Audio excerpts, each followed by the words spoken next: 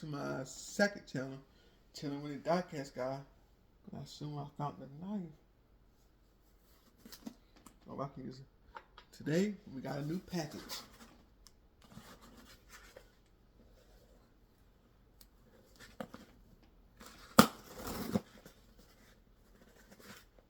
And let's see what it is.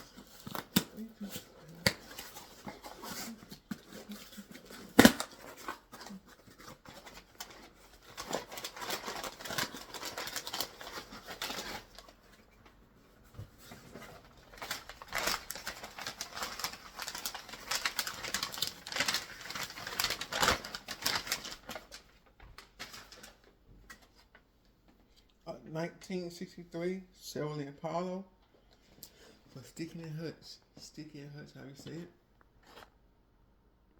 Let's take out the studs here.